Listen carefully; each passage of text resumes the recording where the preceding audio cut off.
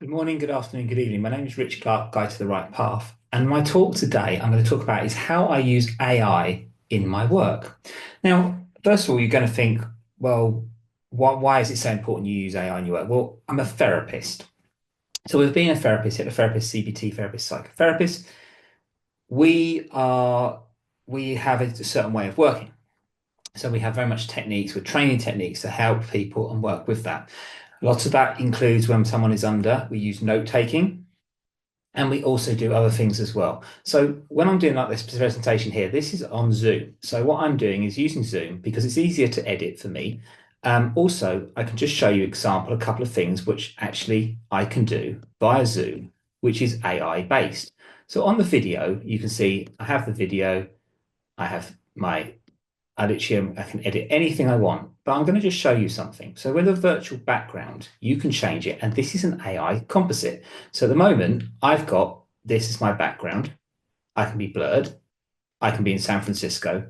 I can be in a massive temple or a massive palace, in a field with my logo and so forth. And this is so interchangeable that this can always work. And then what you could do is filter with all these backgrounds. Now also with this, you could also, because I have a blue screen, I can also mirror my image, as you can see, and then I can touch up my appearance. So this can make me a bit more blurry or a bit more sharper. So obviously I want to reduce my wrinkles or not. And then adjust for low light, which changes that. So it gives me a light on my thing. Portrait lighting, which makes me even brighter. So that's actually quite nice. Makes me come up a lot brighter or a bit more duller. So I'm just going to use the portrait lighting. And this is just all different things you can do.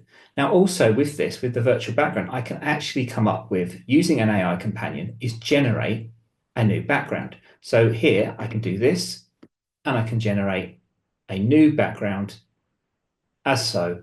And this will then actually give me a new background, and it's in different styles. So I can now do this, and this will show you in a minute. This is a conference room with a view of the mountains. So here, now you've got a conference room with a view of the mountains. And this is all done with AI, and it's all done in real time.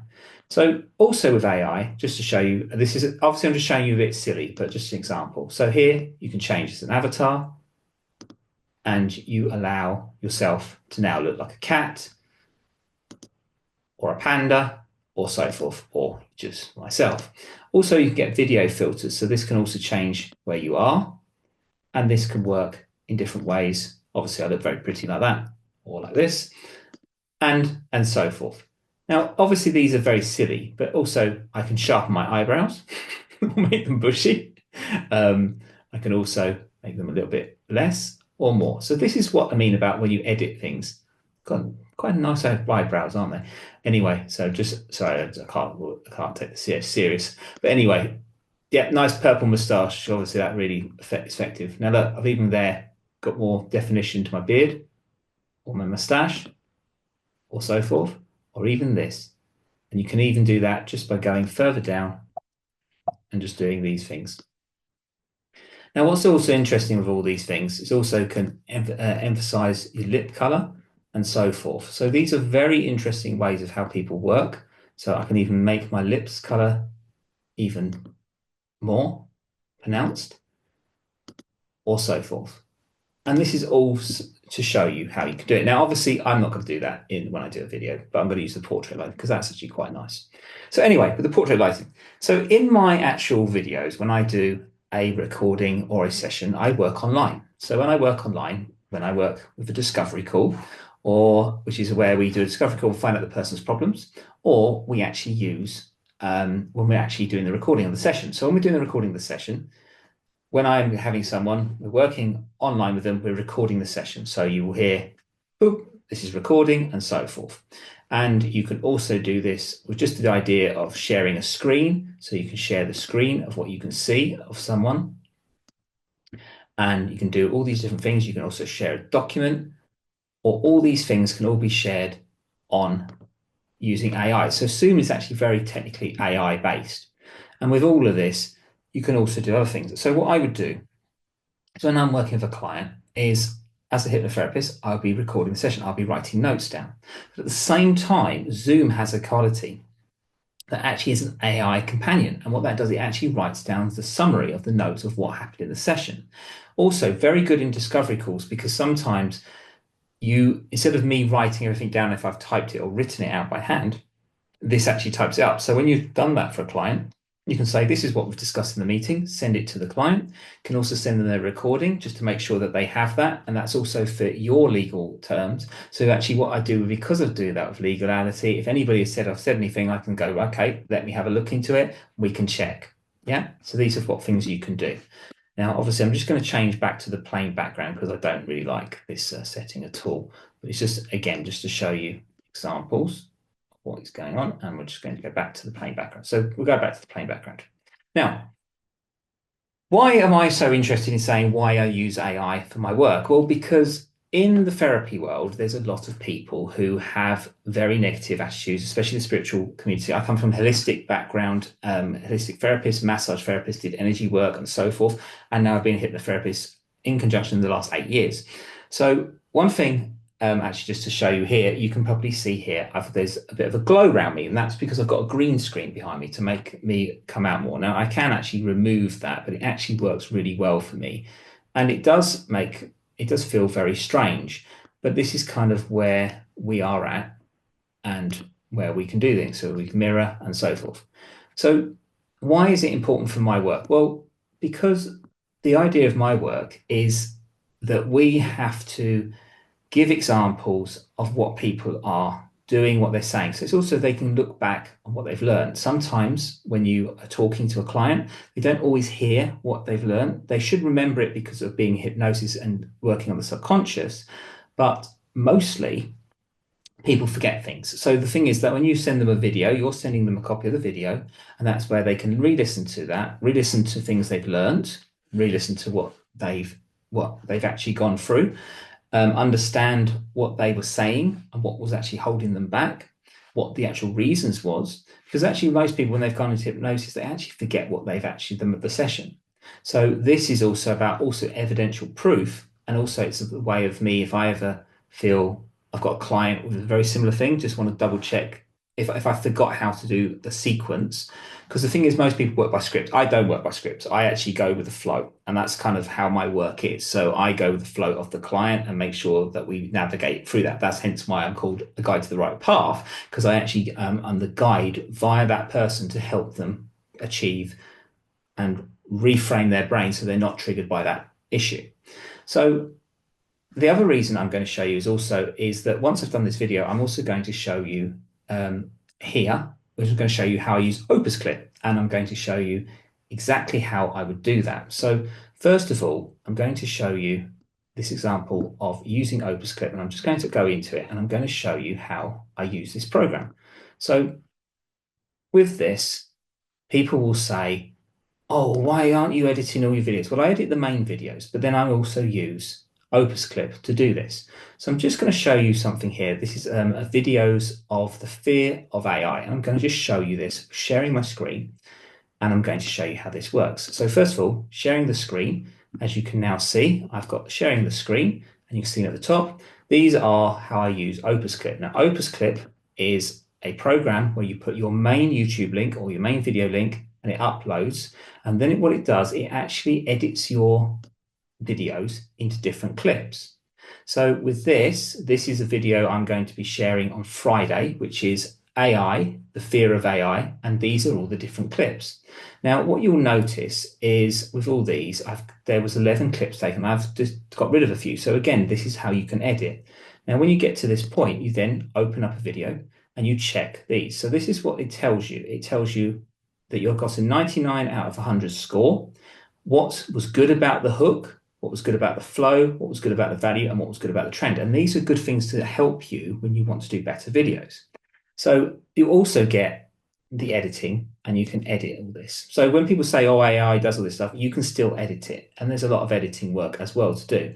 So in this video here, I had the main video, and there was a couple of sound problems. So what I did is I used AI enhance, and I bettered the speech enhancement. So I upped the volume of my speech, because when I was doing this, I was filming it on my iPhone, not on Zoom. Then I would do remove pauses. So you remove the pauses of where you're breathing and so forth. And then what we would do is when we'd have an auto-generate AI B-roll. And this is where, if we look at this, I will show you how this works. In here, we have a brand template, which shows my logo, which is here. And then there's also, this is actually using the color scheme of that, which is the plum and then the green to highlight it, which is the way of showing also the text I'm going to be doing with the actual text type on that. Here, I also use the text and I put a heading on each one of these. So I will just show you exactly how that works. And this is how I would use a video. So the video here has all that, as you can see at the title, and then it changes to my website. And you can see it slightly changes, and most people wouldn't recognize it. In fact, what we would actually do is probably just move that slightly to make it look a bit better. So, and this is what you can do. You can move everything, make it all better, make me bigger, make me smaller. All these things can edit you. And then what you would do is you would do the following. So what we've got here is actually most of the time, most people, I don't want to be too big because I don't want my head. So what I'm trying to do is get it that way. So there you go. So it's just clipping a bit of my head off. And what we would do is we've got the filter, and we're just changing that. And now what we're doing is with the AI B-roll, which I've added now, it adds a picture from the AI stock. And what this does, it just breaks up from just seeing myself and seeing, because obviously some people are not exactly a pretty picture to look at. So again, what we do is we try and do this and to variate it and make it interesting because people click onto different things. Also with a lot of clips, as you notice here, the clip slightly changed in the format. So again, we would then to edit this, and I'm going to show you how I'm editing it now to make sure it's more level and so forth. So now we're doing that and we're going to make it more so it doesn't now clip so much. So when we do this, it fills out a lot better. Yeah, see, it just does it just slightly. So again, probably just put that a little bit up there and move it slightly and just keep it level. And then hopefully once you move it, it should quickly, there you go. So it looks a bit more seamless. And this is how you can do it. So now again, see already another fill. Obviously I haven't filled it, and I'm just showing you this, how I edit these things to make myself look better. And now from a video, which was, some of it was quite not as good as I could have done, but again, now is to keep it seamless. So all this can be just edited in Opus Clip. Now, when you go to this, you go to the next bit, and then straight away, you've got this B-roll, and then so forth. It will go to here. So what we can also do is sometimes if you're very clever, you can just slightly change it so the clip doesn't look so obvious. Now, as you see, what we've got here again is the same problem. We need to make sure that is all filled in with myself and then in that way. So I'm filling the screen. And again, that may clip my head, it actually will make it look a lot more seamless. So when you then do that, you'll see it changes. And then from there, it goes back to that. So again, you have to, these are all things. So when people say AI does everything, it does certain things, but you have to do a lot of the editing as well. But this saves you hours, where this would have taken a lot longer. If you're not a video editor, this can take a long time. So this actually makes my job easier to do clips. And the thing is also sometimes with my videos and the clips, that it takes a long time. So some of these videos can be as long as 20 minutes, and this then does a clip which can be as short as 1 minute. Then we go into the next bit. So again, just going into the next bit, and again, you see the screen has gone back down, and we can change that. We can do different things. Like I've turned the tracker off so it doesn't move with my head movements. The reason I do that is sometimes what it ends up doing is it will make me come off the screen and so forth. And the layout here again does that. And then moving on to that, we just got to make sure that keeps in focus. And as you see, it's gone back to that size again. So we move it there and we do this. And this is all going to be changed ready for Friday. So though it's already been scheduled. And now, as you can see, it's then going into this and slightly going into this part. So this really should be a bit more seamless. So we can do that. And that should then work that way. So there you go. It's a bit more seamless. And then going back to the visual image again. So we will just keep that a bit more there and just center it maybe a little bit different. That's it. And then what we can do is then it goes back into this one again. So as you can see, And this just shows you how much work you still have to do, even though you're using AI. AI helps you, but you still have to do the work. And I have to do all this, make sure it all filters correctly. The AI role. And then just going into this last one, as again, it's just clipped me down again. To make that up again, make that big as I can. So again, getting away from this, so it feels more seamless. Now, obviously, it does have a little bit of pixelation issues, but it actually makes it look better. And then to that. So this is just an example of just one video, which I've done for 1 minute 23. It's clipped from the main video and what it can do. And all during this, I'm not playing. Oh no, actually, if you just saw there, I made a mistake. I just saw a video edit issue there. So I've got to go back into that. And this is the thing, when you're doing any of this stuff, whatever it is you've got to accept that AI is still has its issues. So you do have to understand this and understand where it all is. So again, as you can see, it's now editing that. And there was just a little mistake I made. So again, everything is always, I'm sorry you probably can't see me, but I'm just trying to show you how this works.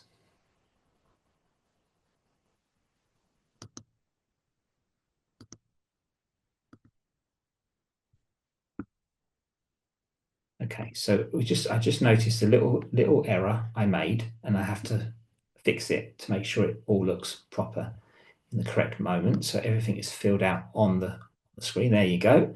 And so that now every single one now should fill out the screen. Yes, yes, we've done that. That's perfect.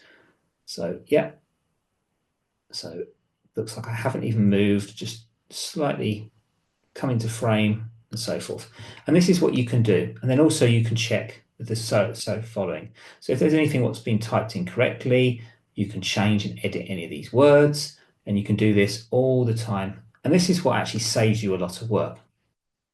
Now, as you can see, I'm just trying to show you how I clip a video. Now, when I do also other things as well, is some of the scripts I read about a topic, I will use a certain program. So mostly I use, and I'm going to explain what I use, is I use a thing called Claude.ai. Now, Claude.ai, I find, is better for me.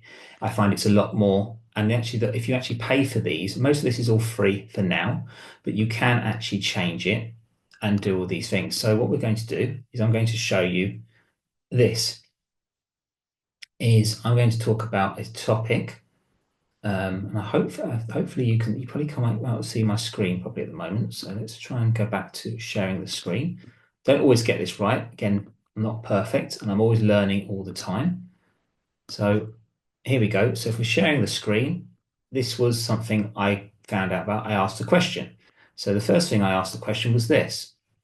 The question was, in the prompt, I asked about what are the issues of the addiction to social media, what it can lead to other conditions, what alternatives would be recommended to cure it, hypnotherapy, CBT, etc. Now, the reason I've done this is because I've actually got an article coming out on my website soon about social media addiction and its consequences. And I'm going to talk about another couple of addictions, which I think are the latest addictions we're going to deal with. Pornography is one, social media is going to be another, and gambling is going to be another. So what I've done is I've got all these things have come up in Claude, and they've told me all these things. Now, what I could do is I could read this out and it would make perfect sense. It would be eloquent and so forth. But what obviously I do is you use these ideas and then you would put them into your own language. So what you would do is you copy this and then put it and edit it in your own language. Now, this is what some people do is they copy these things and just read them out. What I'm showing you is how people do it. So this actually just saves you a lot of irritation and so forth. So this was another one which was talking about, it's going to be talking about pornography and the issues of that, surrounding that, and then gambling as well. So again, these are all topics I've spoken about. So for example, I spoke about the other week, I spoke about anxiety and what the different anxiety issues are and their effects. And what we did is we had this as the general structure here, but then what I would do is I would adapt that and paraphrase in parts and then also give examples. So one of my things in most of my work is I always talk about the problem, which is related to that, and then the solution. So example here that says generalized anxiety disorder, GAD, and it says, so if I read it out as symptoms, persistent and excessive worry about various aspects of life, restlessness, which sounds great. But what you've got to do is explain that in a more simplistic language and also explain it from a point of a therapist in my own voice. So the effects of a person, a client might constantly anticipate disaster in work situations despite good performance. Now, that's just saying that. That's very a large term. So what I would do is I would give an example of that. And I usually do this with actually editing this in notes, or I would do this editing in pages, all on my iMac and doing this. So when people think that everything you do, and I'm going to stop the share here, is people think that everything with AI, it does it for you. It doesn't. You have to do a lot of work as well. And so what this will do is AI makes my job, and it helps me to get information quicker, to learn quicker, and to actually prepare. And it makes my job a lot easier. So also when I'm doing social media and I'm doing these advertising about my work, it's actually to explain more about my concepts and where I'm coming from. And most of the time, actually, as the next few weeks, I'm going to be explaining about what my work actually is, not topics. I've done topics for the last few weeks. I'm going to explain exactly what my work is and go into the depths of it. And so this is why I feel it's very important that people do not judge people in a way that this AI is going to replace people's jobs. It is not. The factor is, and I'm going to just show you an example of, this is a new topic I'm going to be talking about as of, I'm going to be having an interview with someone on, actually, sorry, I'm not showing the screen yet. So I'm just going to do that for you now. See, again, I have to learn. So here, I've got in here about the fear of being alone. And then this is the fear in the alternative therapy space, which I'm going to have an interview with someone on Wednesday. And these are the notes I've got here. So these are the notes, and this is going to be my forward-thinking ideas of the script, of sort of looking at these things and talking about these things, and we're going to be conversating using these ideas. So this just gives you some script structures, and it's very useful. The scripts are not accurate. So this is the thing. You've always got to look at it, double check it, make sure it comes across in your own language. So this one here, you can see, was actually copied from ChatGPT. And this one here was copied from Claude. And here, the fear of AI, I looked at this, and this was from an article. And what I used is this to come up with some ideas about what I wanted to write. And I've actually got an article on LinkedIn as of Tuesday. Tomorrow, this video will be out on Wednesday. And this is how we work. So again, it's to always give as much information as possible, clarity, make sure it's also in your own voice. And that's very vitally important. The AI will give you the information, but you have to do the prompts, and you have got to make it presentable in your own way. So to conclude, yes, how do I use AI in my work? Very much it's become an important tool in my work. Does it replace me? No, it never will. And the reason why, as a hypnotherapist, it won't replace me is because a hypnotherapist works in the way of structures, but it also, the way I work is when I'm working for a client, I can actually see in their head. And AI can't do that. Computers can't do that. They're not semi-conscious, they're not symbiotic, there's no symbiosis in that way. And so for me, I can check with a client where they are, what's up, how to help them out in a situation. If they get stuck in their head, how to pull them out. How do we get them so they actually navigate where they're getting confused or whatever that is. AI isn't at that level yet. And I don't think it's going to be until another 20, 30 years at least.